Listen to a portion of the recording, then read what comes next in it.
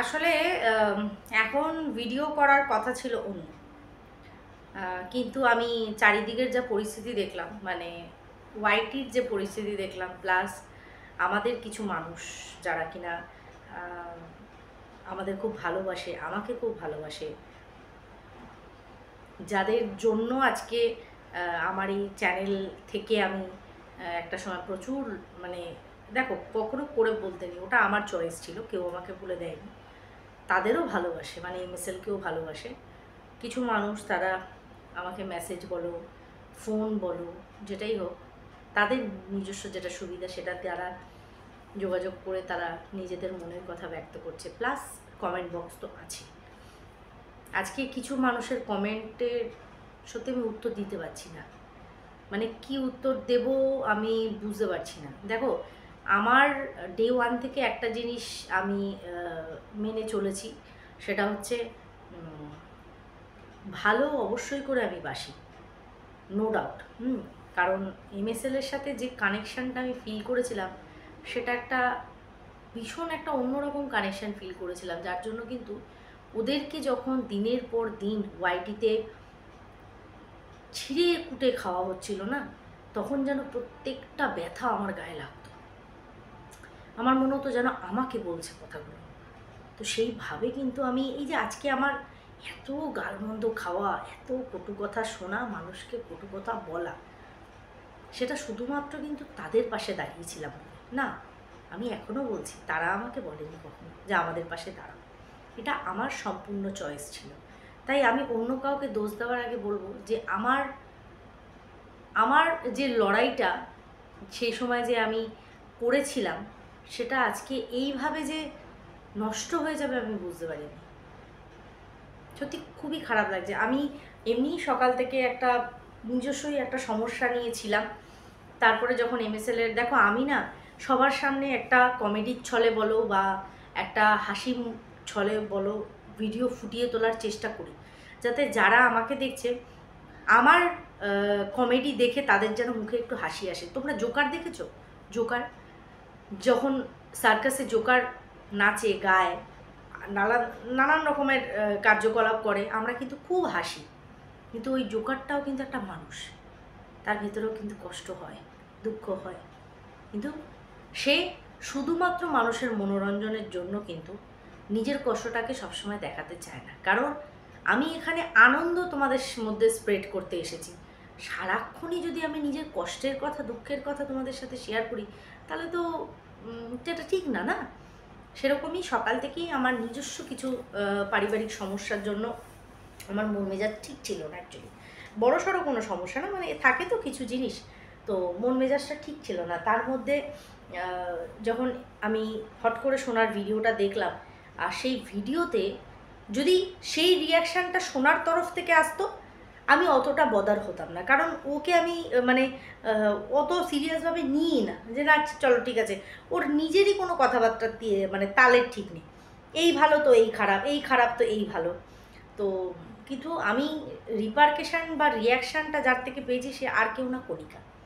তো যার জন্য আমাকে বেশি বিষয়টা হার্ট করেছে, শুধু আমাকে না, যারা কণিকা উজ্জ্বলকে প্রচণ্ড পরিমাণে ভালোবাসে তাদেরকেও কিন্তু হার্ট করেছে। যেটা আমার কমেন্ট বক্স বলো বা আমার পার্সোনাল কমেন্ট বক্স বলো, মানে পার্সোনাল যে মানে আমার হোয়াটসঅ্যাপ বলো বা মেসেঞ্জার বলো বা তোমার ফোন কল বলো, মানুষ কিন্তু এই বিষয়টা নিয়ে বলেছে।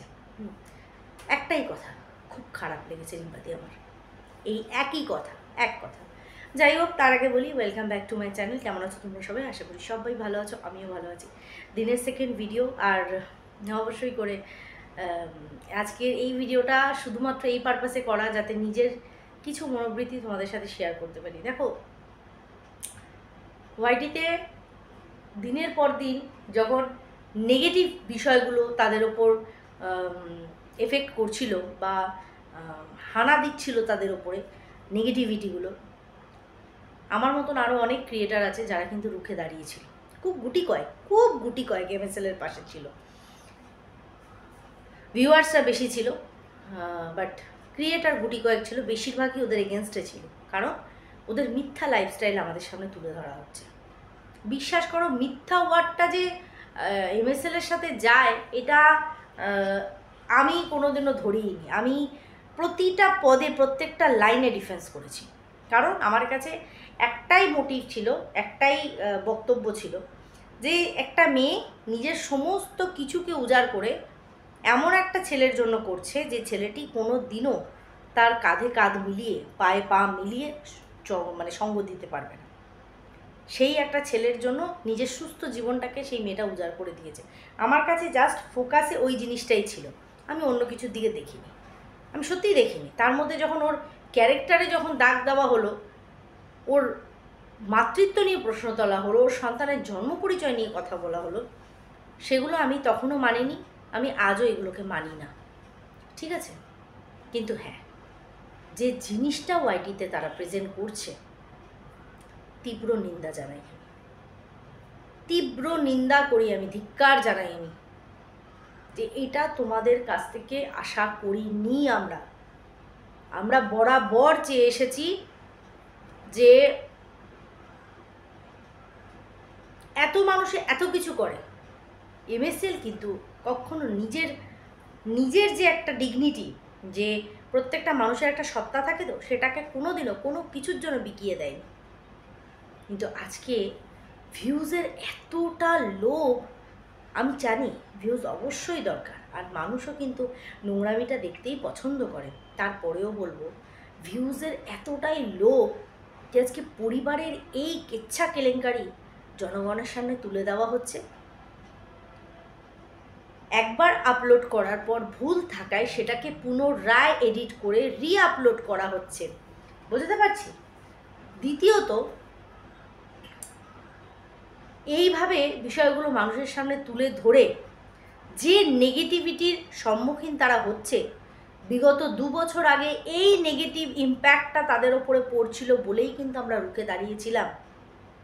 আমরা এও আমরা কানে শুনেছিলাম যে আজকে দিনের পর দিন এই মিথ্যে অ্যালিগেশনগুলো ওর চোখের জলে ওর বালিশ ভিজছে প্রতি রাতে, এই নেগেটিভ কমেন্টগুলো ও নিতে পারছে না, এমন অবধিও আমরা শুনেছিলাম।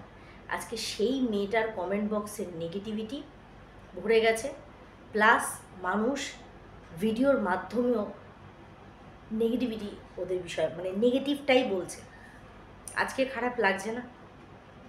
আজকে ভিউজ দরকার সেই কারণে খারাপ লাগছে না? আজকে এই নেগেটিভগুলোই তোমাদের ওপর যাতে না পড়ে আমরা এত লড়াই করেছি, কিন্তু আজকে সেই ঘুরে ফিরে তোমরা মানুষকে হাত ধরে সুযোগ করে দিলে যে আমাদের নিয়ে তোমরা নেগেটিভ কথাবার্তা বলো। আজকে সত্যি বিশ্বাস করো, প্রত্যেকটা মানুষকে যখন বলতে শুনছি তারা ঠিক এইভাবে বলছে যে তোমরা বোঝোনি, মানে আমাদেরকে বলছে তোমরা বোঝোনি। ওরা বরাবরের মিথ্যাবাদীই ছিল, বরাবরের কি ছিল আমি জানি না, কিন্তু এখন যেটা চললো, আজকে যদি আমি কণিকাকে ওইভাবে হাসতে না দেখতাম, আমি এতটা কষ্ট পেতাম না। আমি কেন, যারা কষ্ট পেয়েছে তারা পেতো না। কণিকা ওই শেষের 11 মিনিট 37 সেকেন্ড যেটাকে ওরা কাট করে দিয়েছে, ওই পার্টটা যেখানে ওর শাশুড়ি বলছে যে যা দেখছি এরপর তো মারামারি করবে, এই যে মারামারি করবে কথাটায় কণিকা যেভাবে হেসে ফেলেছে, এটা কখনো একটা সিরিয়াস টপিকের মধ্যে হাসতে পারবে না একটা মানুষ, কিন্তু ও হেসে ফেলেছে। আজকে যদি এই হাসিটা সোনা হাসতো তাহলে তবুও বুঝতাম যে আজকে সোনা হাসছে, কারণ ওর তো এমনি ঠিক নেই, মাথা পাতা ঠিক নেই, কখন কি বলে তার কোনো ঠিক থাকে না, তো যথারীতি ও হাসতেই পারে, এই জিনিসটা কিন্তু মানে কি বলবো, আমরা তখনও মেনে নিতাম। কিন্তু যেহেতু এই বিষয়টা কণিকাকে রিলেটেড আর কণিকা হেসেছে ওইভাবে, আমি তো জাস্ট স্টার্ট, যে তুমি একটু বুঝলে না, তুমি ভিউয়ার্সদের ইমোশনটাকে নিয়ে খেলছো। আজকে যে ভিউজটা কামাচ্ছ, ভিউয়ার্সদের ইমোশনটাকে বিক্রি করে তুমি ভিউজ কামাচ্ছ, কারণ তারা তোমাকে অন্ধের মতন ভালোবাসে, একটা মায়া একটা স্নেহর জায়গা দিয়ে তোমাকে ভালোবাসে। আজকে তারা আহারে উহুরে করে যাচ্ছে, সেই মানুষগুলোর ইমোশনগুলোকে তুমি বিক্রি করেছো কিছু টাকার জন্য। ভিউজ কণিকা আমাদের প্রত্যেকের দরকার, প্রতিটা মানুষের। তোমারও সেম, তোমারও দরকার। কারণ তোমাকে একা হাতে নিজের স্বামীকে, সন্তানকে, শাশুড়িকে দেখতে হয়। একই ফ্যামিলিতে 4খানা মেম্বার, তারপরে তো লোকজনের আউন যাউন ছেড়ে দাও, সেই 4টে মেম্বার 3 বেলা খাওয়া দাওয়া করছে। ও কোয়েল 5 জন খাওয়া দাওয়া করছে, তাহলে সেখানে দাঁড়িয়ে তো মানে কি বলবো, অনেক খরচা, অনেক খরচা। প্লাস পড়াশোনা আছে বাচ্চার, নাচ আছে, ড্রয়িং আছে, হ্যানা আছে, ত্যানা আছে, অনেক খরচা, অনেক খরচা। লিস্ট নিয়ে বসলে প্রচুর খরচা। আমি এখন নিজের হাতে ইনকাম করি, তো বাবা মার সংসারটা পুরোটা আমি ট্যাকেল করি, তো আমি বুঝি কোথায় কখন কখন কতটা খরচা হচ্ছে, দুটো মানুষেরই বা কী খরচ যাচ্ছে, সেখানে তো 5খানা মানুষ। তাহলে ভিউজ অবশ্যই দরকার, কিন্তু নিজের আত্মসম্মানকে বিসর্জন দিয়ে, নিজের ভালোবাসা মানুষদের ইমোশনকে বিক্রি করে এই কামানো ভিউজ কদিন থাকবে কণিকা? এই ভিউজটা আজ তুমি পাচ্ছ 90,000, 1 লাখ, 2 লাখ ভিউজ, এটাকে তুমি বহন করে নিয়ে যেতে পারবে? কারণ তুমি কেন হেসেছো, এই প্রশ্নের উত্তরটা তোমাকে মানুষ করবে, যে কি কারণে তুমি হাসলে। আজকে যদি এতটাই বিষয়টা সিরিয়াস হতো, নাটক না হতো, তাহলে তুমি হাসলে কেন? হাজারটা জিনিস হয়ে যাক, অ্যাক্টিং ছাড়া বা নাটক ছাড়া বা মিথ্যে ছাড়া কখনোই একটা সিরিয়াস টপিকের মধ্যে আমি ওইভাবে হাসতে পারবো না।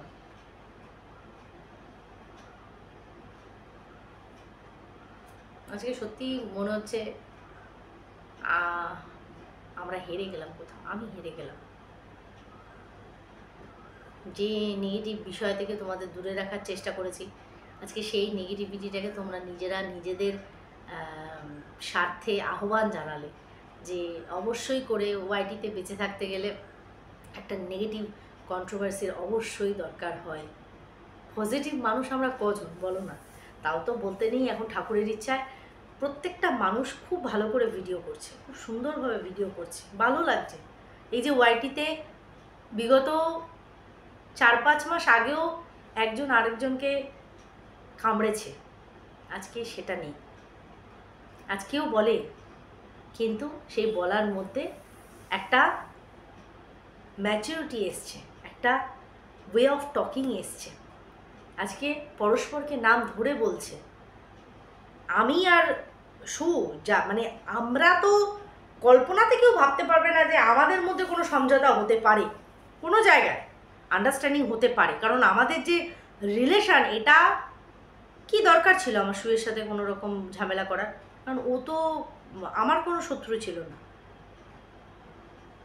আজকে এই নেগেটিভিটি সেই পুনরায় এমএসএল নিজের দিকে টেনে আছে। মানুষ প্রত্যেকটা কমেন্ট সেকশানে নেগেটিভ থেকে নেগেটিভতর কমেন্ট করছে, আমাদের এসে প্রশ্ন করছে। অনেক প্রশ্নের আমি উত্তর দিতে পারছি না। অনেকেই প্রশ্ন করছে, এদেরকে তুমি সাপোর্ট করেছিলে? হ্যাঁ করেছিলাম তো, কী বলবো উত্তর, কী বলবো? যাই হোক,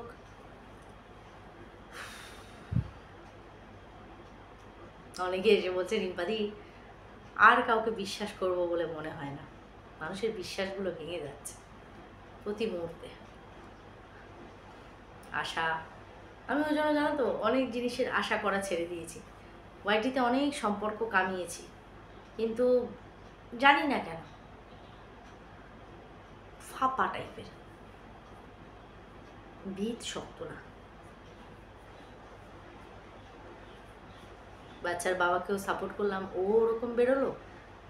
আজকে এমএসএল এর প্রতি এত একটা গর্ব ছিল, সেটাও আজকে কোথাও না কোথাও চূর্ণ বিচূর্ণ হয়ে গেল।